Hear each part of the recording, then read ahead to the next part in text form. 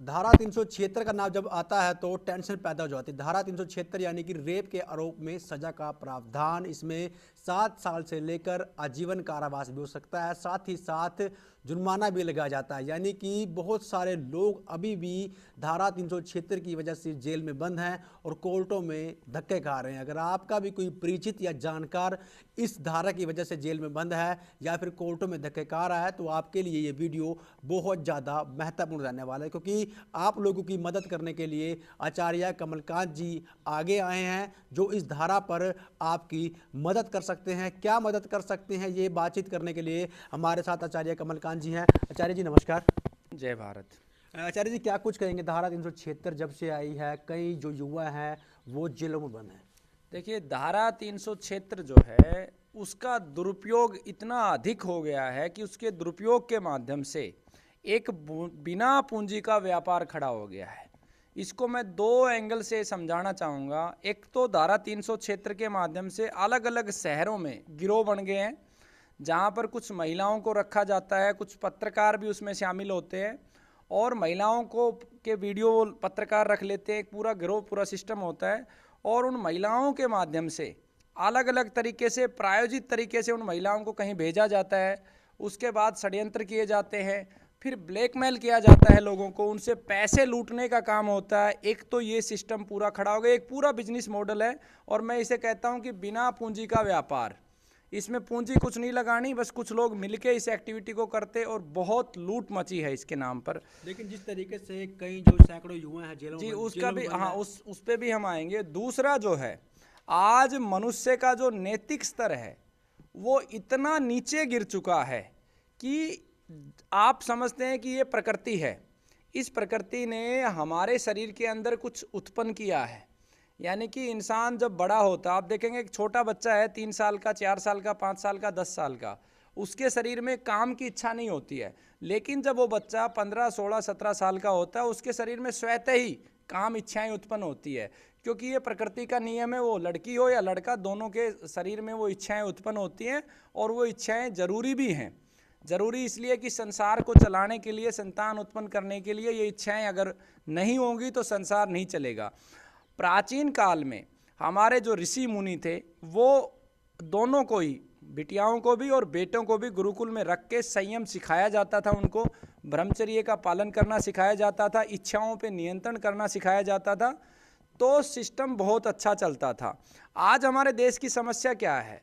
आज हमारा देश बात करता है सनातन संस्कृति की, लेकिन हमारा सब कुछ जो है वो पश्चिमी संस्कृति से चल रहा है।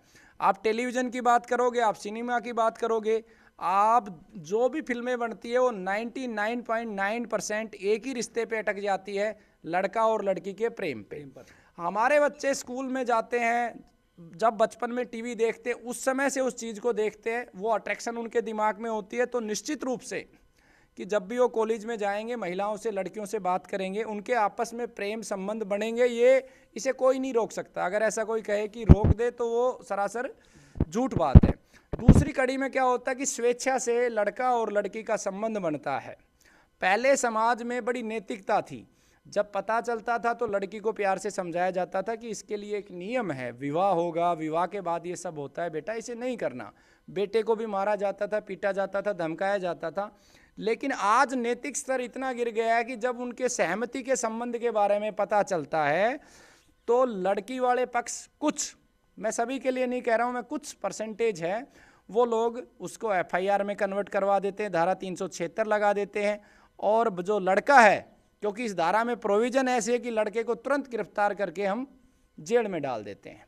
होता क्या है कि 6 महीने 8 महीने वो बेचारा सड़ता है, बहुत सारे लोग डिप्रेशन में जाते हैं और पागल हो जाते हैं। उसके बाद पैसे लेकर, ये खुला सिस्टम चला है, आदमी समझौता होता है, पैसे लेके समझौता किया जाता है और लड़की जो है कोर्ट में जाके बयान बदल देती है। मतलब मैं कहूँ कि ये नैतिकता का जो है ना, गिरावट का चरम इस समय इस सृष्टि में चल रहा है कि एक माँ, बाप, भाई ऐसा जो करते हैं, मैं उनके लिए कह रहा हूँ, मेरी बात को आप समझने का प्रयास करें। ये सभी के लिए नहीं है, ये उन लोगों के लिए है जो पैसा लेके समझौता करते हैं, केवल उन लोगों के लिए है। वो अपनी आत्मा को बेच देते हैं, इवन मैं ये कड़े शब्दों में कहूँ तो ऐसे लोगों को तो ये कह देना भी बुरा नहीं होगा, मेरी भावनाओं से ज़रूर ठेस पहुँचेगी, पैसे लेके समझौता करने वाले लोग कहीं ना कहीं अपनी बेटियों को भी बेच ही देते हैं। इससे कई बार तो ऐसा भी होता है कि साल 6 महीने जो लड़का जेल में रह कर आता है, उसके बाद कोर्ट उसे बाइज्जत बरी कर देती है। जी, कई बार नहीं, आप इसकी पूरे केसेज का मैंने स्टडी किया है, लगभग 90% केसेज में लड़का ही जीतता है, भले ही लड़की बयान बदले या केस जीते, कोई भी कारण रहा हो। लेकिन इस धारा को लगाने के पीछे जो सरकार की इंटेंशन थी वो मैं आप सबको सांकेतिक रूप में बताना चाहता हूँ। वो इंटेंशन ये थी कि बलात्कार ना हो। बलात्कार का अर्थ होता है कि एक लड़की को जबरन उस लड़का उसके साथ बलात्कार कर रहा है, या तो उसके तलवार रख के कर रहा है या बंदूक लगा के कर रहा है, उसे बलात्कार कहते हैं। ये धारा 375 में बलात्कार की पूरी परिभाषा दी गई है। लेकिन हमारे देश में दुर्भाग्य है, जो निर्भया कांड हुआ, निर्भया कांड को आप थोड़ा सा समझिए। मैं ये कहता हूँ कि आज निर्भया की आत्मा तड़फ रही है। इस कांड को समझेंगे तो निर्भया लगभग रात्रि में अपने बॉयफ्रेंड के साथ, अपने मित्र के साथ बस में ट्रैवल करती है, यानी मित्रता वहाँ भी थी, लड़का और लड़की की मित्रता वहाँ भी थी। जो बस के दरिंदे थे उनको जितने कड़े शब्द में कहें, ऐसे लोगों को फांसी दे देनी चाहिए, तुरंत दे देनी चाहिए। उन्होंने उनके साथ जबरन किया। इवन उसका जो दोस्त था, जिसे बॉयफ्रेंड भी कहते, उसने संघर्ष किया। लेकिन आज क्या हो रहा है, आज जो बॉयफ्रेंड है, जो दोस्त है, वही जेलों में सड़ रहा है। क्यों सड़ रहा है? क्योंकि लालच इतना आ गया है।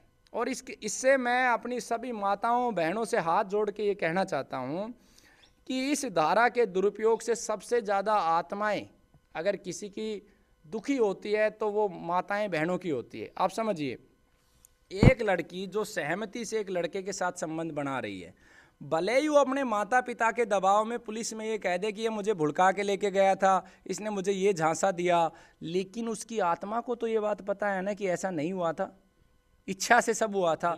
वो लड़की जिंदगी भर जिंदा लाश की तरह जीती है। जो लड़का जेल के अंदर है, जो उसकी माँ तड़फती है, क्या वो महिला नहीं है? लेकिन अब क्या वो उसकी बहन तड़पती है, उसकी पत्नी तड़पती है, वो महिला नहीं है? मैं इसका जीता जागता उदाहरण रहा हूँ भाई जी। मैंने इस पीड़ा को जिया है, महसूस किया। 2 महीने 3 दिन जेल में मैं सड़ा हूँ, 16 घंटे में रोया हूँ। और जिस गुरुकुल में आप बैठे हो, कभी इस गुरुकुल में 50 लोग रहते थे, बच्चे यहाँ पर शिक्षा लेते थे, 150 गौ माताएँ थी।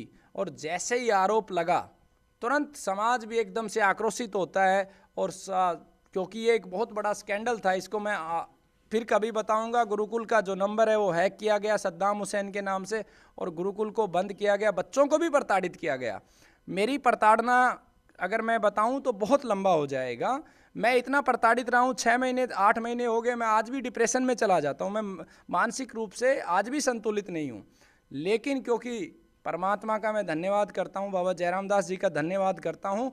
बचपन से मेरा सपना था कि जो दुनिया में सबसे ज़्यादा दुखी है, मैं उस व्यक्ति की मदद करूं। तो आपको क्या लगता है, कहां पर सुधार की जरूरत है इस कानून में? देखिए, मुझे ये लगता है इस कानून में सुधार की आवश्यकता जो है, सबसे पहले तो जो ये नॉन बेलेबल है, इसे बेलेबल बनाया जाए। एक महिला आके रेप का आरोप लगा रही है, आप तुरंत उसको गिरफ्तार मत करो, आप उसे रहने दीजिए।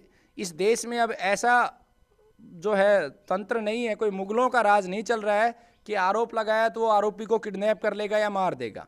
आप निष्पक्ष जांच होने दीजिए, केस का जजमेंट आने दीजिए। जैसे ही ये नॉन बेलेबल बनेगा तो ये जो समझौते का जो खेल है, जहां पर पैसा अटकता है, ये सारे का सारा तंत्र टूट जाएगा। लेकिन जो लोग अभी भी जेल में हैं, कोर्ट में केस चल रहा है, उन लोगों की आप किस तरह से मदद करेंगे? देखिए, मैंने इसके लिए 2 तरीके से रोड मैप बनाया है। इसमें मुझे उन सब लोगों का साथ चाहिए, सभी साथियों का साथ चाहिए जिनके ऊपर फर्जी धारा 376 लगी है।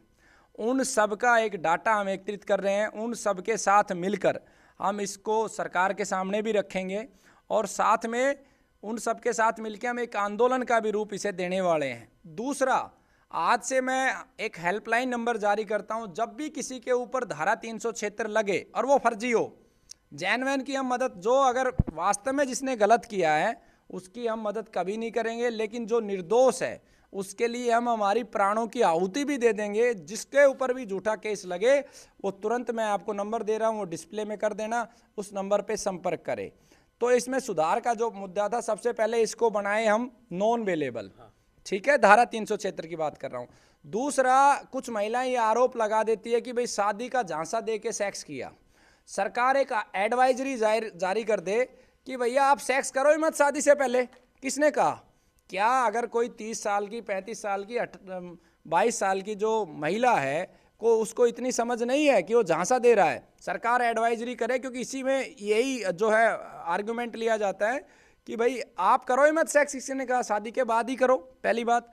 दूसरा, इसमें हम जो सुधार कर सकते हैं वो ये होगा कि जितने भी केस आज तक फाइल हुए, उसका मैंने ऑलरेडी प्रोसेस स्टार्ट कर दिया है।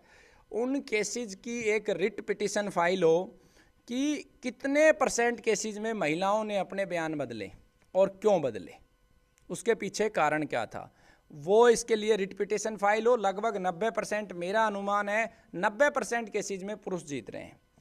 दूसरा, देखिए मुझे आज भी भय खाता है, इस गुरुकुल में कभी महिलाएं आती थी, आप 2 साल पहले बलात्कार हुआ, उसका आज केस डालने का क्या लॉजिक है? आप देखिए इंसान कितनी सीसीटीवी फुटेज रखेगा। मैं तो एक एजेंसी को हायर करने वाला हूं कि भाई मेरा 24 घंटे का, मैं अपनी पत्नी के साथ जाऊं तो भी मेरी रिकॉर्डिंग बनाए, नहीं तो मैं क्या करूंगा? कोई 2 साल पहले आके खड़ा हो जाएगा, 2 साल पहले रेप किया था, मैं कैसे प्रूव करूंगा? मेरे ऊपर भी जो केस डला कि 1 साल पहले रेप किया, वो तो सौभाग्य था कि मेरे पास प्रमाण थे, एक तारीख के प्रमाण थे, मेरे पास सीसीटीवी फुटेज थी, तो मैं बच गया। नहीं तो शायद मैं भी जेल में सड़ रहा होता और समाज भी यही सोच रहा होता है कि ये बलात्कारी है। तो बहुत सुधार की आवश्यकता है। बस जिसके ऊपर भी केस डले वो तुरंत हमारे से संपर्क करे, और जिन लोगों पे प्रताड़ित रहे हैं उनके ऊपर एक फिल्म हम बनाने जा रहे हैं और साथ में उनकी स्टोरी हम प्रकाशित करेंगे। तो वो उसके लिए हमारे से संपर्क करें। हमारे जो हैं पत्रकार, हमारे जो रिकॉर्डर हैं, वो आपके पास आएंगे, आपकी स्टोरी को प्रकाशित करेंगे। इस पे एक पूरी फिल्म भी बना रहे हैं हम, डॉक्यूमेंट्री।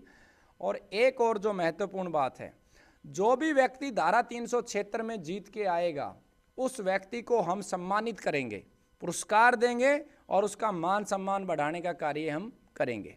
तो बिल्कुल, जो लोग धारा 376 में फंस जाते हैं, महिलाएं उन पर आरोप लगा देती हैं और उसके बाद कहीं ना कहीं वो जेल में सड़ते हैं और फिर वो कोर्ट से जो है बाइज्जत बरी हो जाते हैं, यानी कि केस जीत जाते हैं, उन लोगों का आचार्य कमलकांत जी सम्मान करेंगे। साथ ही साथ अगर आप लोग भी धारा 376 में फंसे हुए हैं, आपका परिवार के लोग, आपके सगे संबंधी, तो स्क्रीन पर हमने आपको एक नंबर दे रखा है, आप इस नंबर पर संपर्क कर सकते हैं और आचार्य कमलकांत जी से अपनी सहायता मांग सकते हैं। इनसे जो भी सहायता आपकी होगी वो बिल्कुल करेंगे। आचार्य जी, अंत में कुछ कहना चाहते हैं? अंत में मैं इतना कहना चाहता हूं कि इस देश में महिला आयोग है, लेकिन इस समय सबसे ज़्यादा प्रताड़ित अगर कोई हो रहा है तो वो पुरुष है।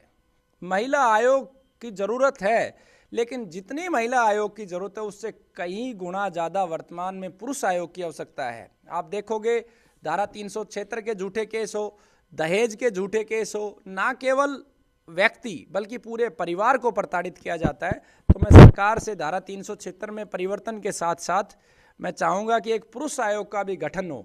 ये मांग भी हमने साथ के साथ रखी है। जिस पे भी केस लगे, जिसके साथ हो चुका है, वो सब संपर्क करे, सब मिलकर इस धारा को, धारा 370 जो है वो मोदी जी ने हटाई है, तो मोदी जी ही धारा 376 में परिवर्तन भी लाएंगे। बिल्कुल, स्क्रीन पर नंबर दिया गया है और ये हमारे साथ थे आचार्य कमलकांत जी, जिन्होंने लगातार संघर्ष किया और आगे भी संघर्ष करते रहेंगे उन लोगों के लिए जो लोग धारा 376 में जेल में बंद हैं, या फिर वो जमानत लेकर बाहर आ गए हैं, या फिर कोर्ट से बाइज्जत बरी हो गए हैं, उनके लिए ये हमेशा खड़े हैं। और स्क्रीन पर हमने आपको नंबर दे दिया है। अगर आप भी धारा 376 से परेशान हैं तो आप भी दिए गए नंबर पर संपर्क करें और आचार्य कमलकांत जी से बात करें, उनकी टीम से बात करें। जो भी इनसे आपकी मदद होगी वो मदद आपकी की जाएगी। और खास बात यह कि जो भी धारा 376 में केस जीत कर आएगा उन्हें आचार्य कमलकांत की ओर से सम्मानित भी किया जाएगा। जिनके पास वकील नहीं है, जो निर्दोष हैं और जिनके पास वकील नहीं है, उनको हमारी संस्था फ्री ऑफ कॉस्ट वकील भी प्रोवाइड करेगी, जितना हमारा आर्थिक सामर्थ्य है।